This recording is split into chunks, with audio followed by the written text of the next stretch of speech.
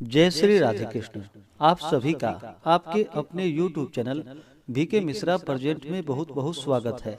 आइए आज आप सब जानेंगे वर्ष 2024 माघ मास कृष्ण पक्ष में पड़ने वाली एकादशी व्रत के शुभ मुहूर्त के बारे में, पारण समय के बारे में, इस व्रत का पारण कब किया जाएगा, किस चीज से किया जाएगा, भगवान को इस दिन विशेष करके किस वस्तु का भोग लगाना चाहिए, इस दिन क्या करना चाहिए, नहीं करना चाहिए।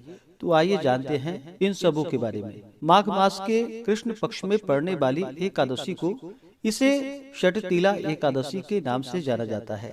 आप सभी भक्तों को षटतिला एकादशी व्रत की ढेर सारी शुभकामनाएं। आप सभी के जीवन में लक्ष्मी नारायण की कृपा से आप सभी को सभी प्रकार के सुख और समृद्धि की प्राप्ति हो। इसी प्रकार से ज्ञानवर्धक जानकारियाँ प्राप्त करते रहने के लिए, व्रत पूजा के बारे में जानने के लिए, कथा को सुनने के लिए चैनल पे अगर आप पहली बार आए हैं तो चैनल को लाल बटन दबा करके सब्सक्राइब करें, साथ में बेल आइकन घंटी को दबाएं ताकि आने वाली वीडियो का नोटिफिकेशन आपको समय से मिलता रहे। वीडियो को लाइक करें, कमेंट में भगवान विष्णु की जय जरूर लिखें। माघ मास की षटतिला एकादशी व्रत में इस दिन, जो कि भगवान विष्णु, माता लक्ष्मी और भगवान विष्णु के श्री कृष्ण स्वरूप का पूजन किया जाता है। जो भी भक्त सच्ची श्रद्धा के साथ, नियम और निष्ठा के साथ षटतिला एकादशी का व्रत करते हैं, इस व्रत में नियमों का पालन करते हैं, कथा श्रवण करते हैं, इससे भगवान विष्णु, भगवान श्री कृष्ण अपने भक्तों के सभी प्रकार के पापों को नष्ट कर देते हैं। यह व्रत, जो कि अनजाने में किए गए पापों को नष्ट करने वाला है तथा जानबूझकर भी किया गया पाप इस व्रत के प्रभाव से नष्ट हो जाते हैं। यह ब्रह्म हत्या आदि पापों से मुक्त करता है तथा इस व्रत को धारण करने वाले के जन्म जन्मांतरों के पाप नष्ट हो जाते हैं। स्वर्ग में अत्यंत ही आनंददायी सामानों से परिपूर्ण गृह प्राप्त होता है तथा दुर्भाग्यता, दीनता और दरिद्रता इस व्रत के प्रभाव से इन सबों का नाश होता है तथा अंत समय में स्वर्गलोक की प्राप्ति होती है। एकादशी का व्रत, जो कि प्रत्येक माह के कृष्ण पक्ष और शुक्ल पक्ष की एकादशी तिथि के दिन धारण किया जाता है। एकादशी का व्रत, जो कि सभी प्रकार के पापों को नष्ट करने वाली है और जब व्यक्ति के पापों का नाश होता है तभी उनके पुण्य उदित हो पाते हैं, उसके बाद ही सांसारिक सुखों की प्राप्ति हो पाती है। तो आइए जानते हैं षटतिला एकादशी व्रत के शुभ मुहूर्त के बारे में।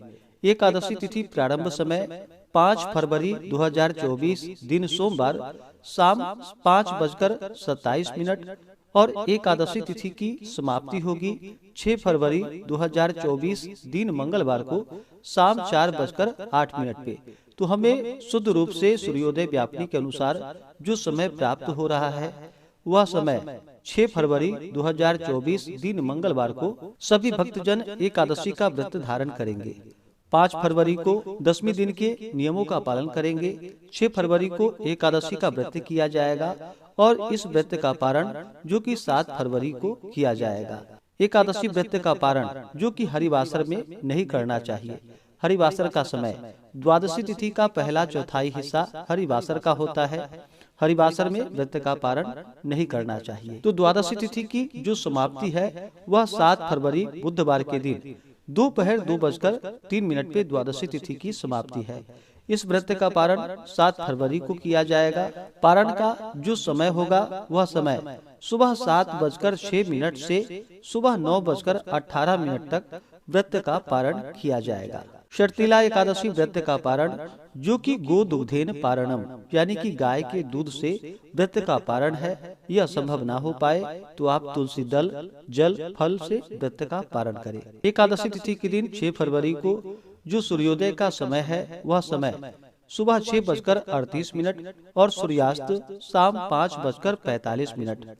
ब्रह्म मुहूर्त का जो समय होगा वह समय सुबह 5:22 से सुबह 6:14 तक होगा।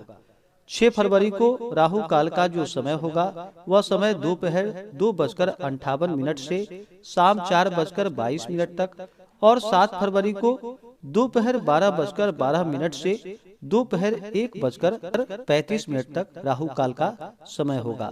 राहु काल समय के दौरान कोई भी शुभ कार्य या नया कार्य नहीं करना चाहिए, यह लाभप्रद नहीं होता है, इस बात का ध्यान रखें।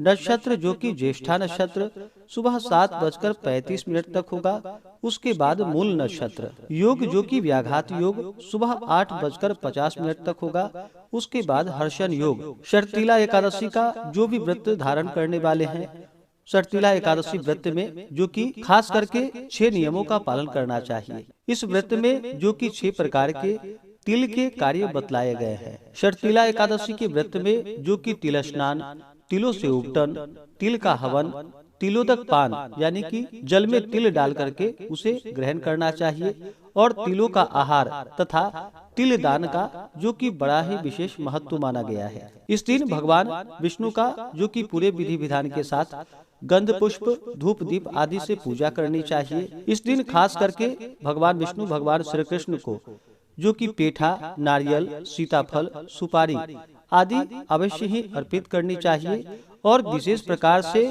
गुड़ तथा तिल मिश्रित मिष्ठान जो कि भगवान श्री कृष्ण भगवान विष्णु को अर्पित करनी चाहिए, और उसे प्रसाद के रूप में ग्रहण भी करना चाहिए। इससे अनंत फलों की प्राप्ति होती है। जब भी भगवान विष्णु का पूजन करते हैं, भगवान श्री कृष्ण का पूजन करते हैं, तो उन्हें तुलसी दल अवश्य ही अर्पित करनी चाहिए, और जब भी भगवान को भोग भी लगाते हैं तो तुलसी दल डाल करके भगवान को भोग लगाना चाहिए। जो भी भक्तजन व्रत को धारण करने वाले हैं, उन्हें माघ के महीने में जो कि माघ मास जब से शुरू होता है, उस दिन से ही विशेष पुण्य फलों की प्राप्ति के लिए जो कि प्रत्येक दिन सुबह शुद्ध होकर के स्नान करना चाहिए। माघ के महीने में जो कि संगम आदि में तीर्थों आदि जगहों पर गंगा स्नान करने का बड़ा ही विशेष महत्व माना गया है, और भगवान विष्णु भगवान श्री कृष्ण के पूजन का विशेष महत्व माना गया है। तो इस व्रत को धारण करने वाले को विशेष पुण्य फलों की प्राप्ति के लिए प्रत्येक दिन सुबह गंगा में स्नान करना चाहिए, और अपने मन तथा आत्मा को शुद्ध कर अपने इंद्रियों का भी दमन करे, और काम, क्रोध, अभिमान, ईर्ष्या, पिशूनता इत्यादि को त्याग करके भगवान का स्मरण करते हुए पुष्य नक्षत्र में गोमय यानी कि गोबर को एकत्रित कर उसमें तिल एवं कपास मिलाकर कंडे पाथे, और उसमें नित्य प्रति 108 हवन किया करे।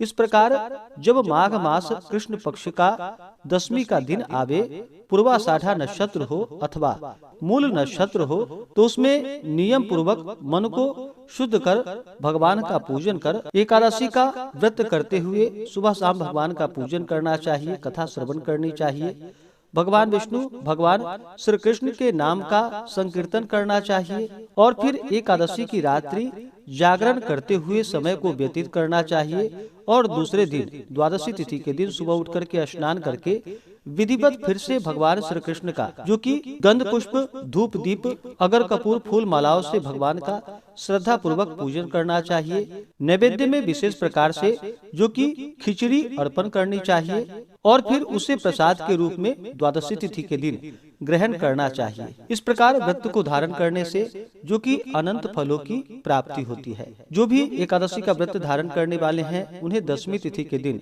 सूर्यास्त होने से पहले ही भोजन ग्रहण कर लेना चाहिए। उस दिन शुद्ध और सात्विक आहार ग्रहण करनी चाहिए, चावल ग्रहण नहीं करनी चाहिए। दशमी के दिन जो कि हविष्यान्न भोजन ग्रहण किया जाता है। हविष्यान्न में जो कि जौ, गेहूं, गोघृत, सेंधा नमक हुआ जो कि भोजन ग्रहण करना चाहिए, और दशमी की रात्रि एकादशी व्रत का भगवान श्री कृष्ण भगवान विष्णु के नाम का एकादशी व्रत का स्मरण करते हुए सोना चाहिए। एकादशी की सुबह उठ करके नित्य क्रियाओं से निवृत्त होकर के गंगा नदी में या घर के नहाने के पानी में ही थोड़ा सा गंगा जल मिला करके स्नान करना चाहिए, शुद्ध वस्त्र धारण करना चाहिए, और व्रत का संकल्प लेना चाहिए। भगवान से प्रार्थना करनी चाहिए कि हे भगवान विष्णु, हे भगवान श्री कृष्ण, आज मैं शर्तिला एकादशी का व्रत धारण करने जा रहा हूँ या करने जा रही हूँ। इस प्रकार से भगवान से प्रार्थना करे कि यह व्रत मेरा निर्विघ्न पूरा हो, हमें पुण्य फलों की प्राप्ति हो। इस प्रकार से भगवान से प्रार्थना करें। एकादशी सुबह और शाम के वक्त पूरे विधि विधान के साथ पूजन करें। रात्रि जागरण करते हुए समय व्यतीत करें और द्वादशी की सुबह उठ करके स्नान करके शुद्ध वस्त्र धारण करके भगवान का पूजन संपन्न करके भगवान को खिचड़ी का भोग लगाए और फिर ब्राह्मणों को भोजन करवाए, ब्राह्मणों को दान और दक्षिणा दे, गरीबों को भोजन करवाए और फिर समय के अनुसार व्रत का पालन करना चाहिए। और जो भगवान को खिचड़ी का भोग लगाए हैं उसे फिर प्रसाद के रूप में पहले ग्रहण करना चाहिए। इससे अनंत फलों की प्राप्ति होती है, व्यक्ति के सभी प्रकार के पापों का नाश होता है और फिर इसके प्रभाव से दुर्भाग्यता, दीनता और दरिद्रता का नाश हो जाता है। तो आशा करता हूँ कि यह जानकारी आपको अच्छा लगा हो। ऐसे ही ज्ञानवर्धक जानकारियाँ प्राप्त करते रहने के लिए चैनल पे अगर आप पहली बार आए हैं तो चैनल को लाल बटन दबा करके सब्सक्राइब करें, साथ में बेल आइकन घंटी को दबाएं ताकि आने वाली वीडियो का नोटिफिकेशन आपको समय से मिलता रहे। वीडियो को लाइक करें, शेयर करें, सुखी रहें और स्वस्थ रहें। जय श्री राधे कृष्ण। धन्यवाद।